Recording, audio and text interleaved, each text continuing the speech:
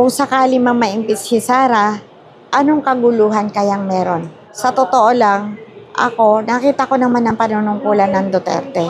Sa totoo lang, nung panahon ng Duterte, nakakalakad ako ng hating gabi. Ngayon, kinakabahan na naman ako maglakad sa gabi kasi ang dami nangaagaw ng bag, hindi naman kanila yon, di ba? Ang dami talaga, palasak talaga ang droga na naman. Talaga napakarami na naman ng masasama. Sobrang marami masasama. Ayaw nila din lumaban ng parehas. Kasi nung panahon ni Duterte, di ba? Sabi ni Duterte, patsyot na. O, di ba? Tunto ako sa ganun kasi parang nagkaroon ng takot yung tao.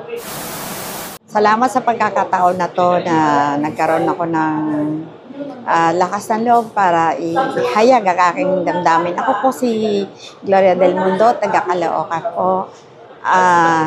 Isa lang po sasabihin ko, gusto ko lang po magtuloy-tuloy ang serbisyo ni Ma'am Sara Duterte nang sa ganon ay maiayos natin ang ating mahal na bansang Pilipinas. Kasi po, sa totoo lang sa ngayon,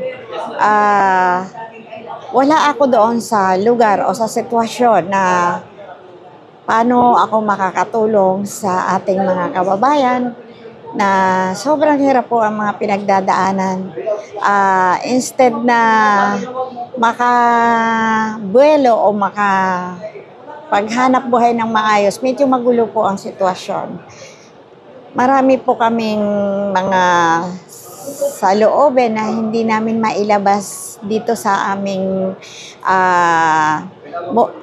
samahan na dapat ho ang lahat ay magkaroon ng mga magagandang kinabukasan, lalo't lalo na yung mga bata.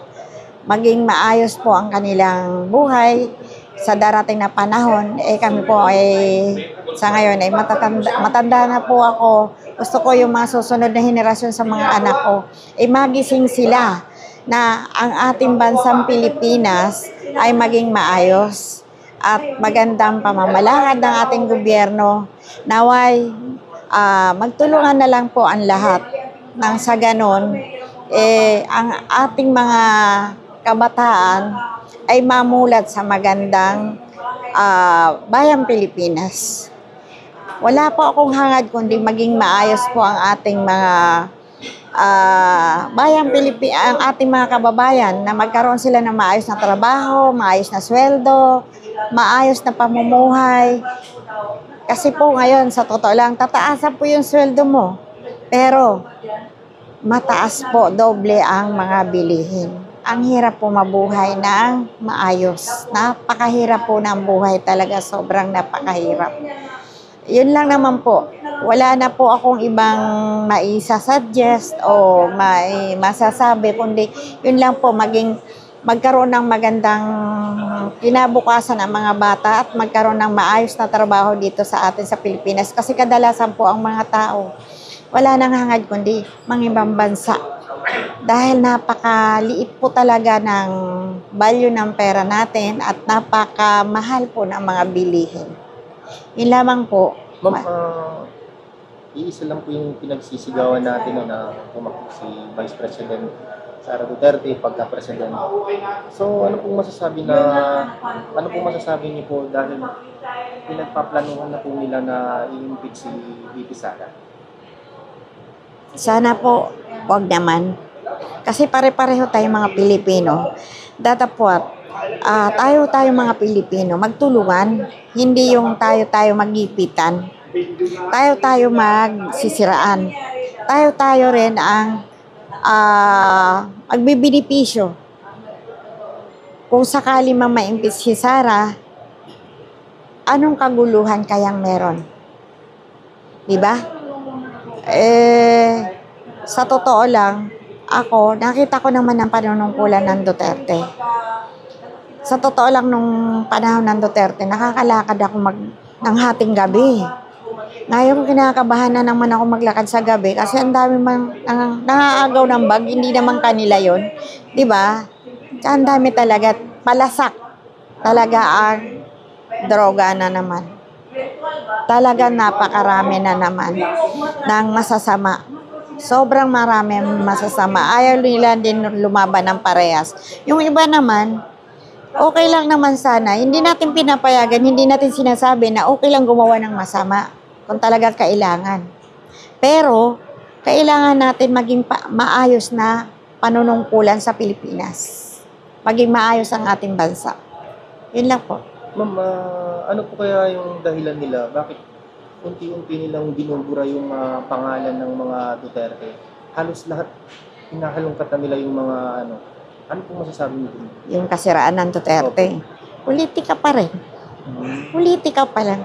Wala naman ibang dyan eh. Walang ibang ang lahat ng nag-aambisyon naninira. Ganun lang yung tingin ko. Kasi sana kung mahal nila ang Pilipinas, mahal nila ang taong Pilipino, magtulungan na lang. Hindi yung magsiraan. Kasi saan tayo pupunta? Alam natin ang Pilipinas hindi naman ganun kayaman. Pero mayaman tayo kung totoosin, kung maganda ang namumuno. Diba? Dami natin ditong mga tanawin na magaganda. Maganda ang Pilipinas kung totoosin. Kaya lang, yun nga, ang dahilan lang isa, politiko. Politika. Yun lang ang dahilan dyan. Lahat mga naghahangad ng ano ba tawag doon? Yung makaupo. Sana magtulungan na lang tayo. Hindi nga natin alam bukas makalawa, lusaw na Pilipinas, di ba? Kasi pagka daanin natin sa ano ba to? Yung sa Makadiyos. Kung alam lang ng tao, na lahat ng tao, hindi natin alam na kung ano ang mangyayari sa mundo, sa Pilipinas. Mundo pa, yung sinasabing pagdating ng Panginoon, totoo yun. Pag dumating, wala na tayong lahat. Lusaw tayong lahat. Dapat nga yung mga buhay pa tayo, gumagawa na tayo ng mabuti. Yun ang totoo. Yun ang tama. Pabor po ba kayo na may mga Duterte, yung mga Duterte po ay tatakbo pagka senador? Pabor po ba kayo? Oh, Bakit po? yes. Nakita ko naman maganda ang pamamalakad ni Digong eh. Nakita ko. Alam mo ba na kaya ako nagsara kasi nakita ko yung pamamalakad nung apa. Maganda. Nagandahan ako. Bakit? Nakakalakad ako sa gabi nang wala akong kaba. Samantala ngayon, pag naglakad ako sa gabi, kinakabahan ako. Daming adik. Ang daming masama. Totoo yun. Kasi nung panahon ni Duterte, di ba? Sabi ni Duterte, patsyot tada. O, di ba? Tunto ako sa ganun kasi parang nagkaroon ng takot yung tao.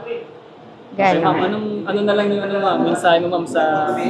Kay Sara, ma'am, tuloy lang ang laban. Basta tayo, kapit lang. Alam ko mas mananaig sa Diyos ang tama. Gustong-gusto kita, ikaw ang maging aming leader ng Pilipinas. Umaasa ako na yung nakita ko sa tatay mo ay hindi mo man matumbasan ang lahat. Makita ko ulit yung maganda. Yun lang po, ma'am. Basta laban tayo. Mabuhay, Ma'am Sara Duterte. Thank you so much, ma'am. Thank you po.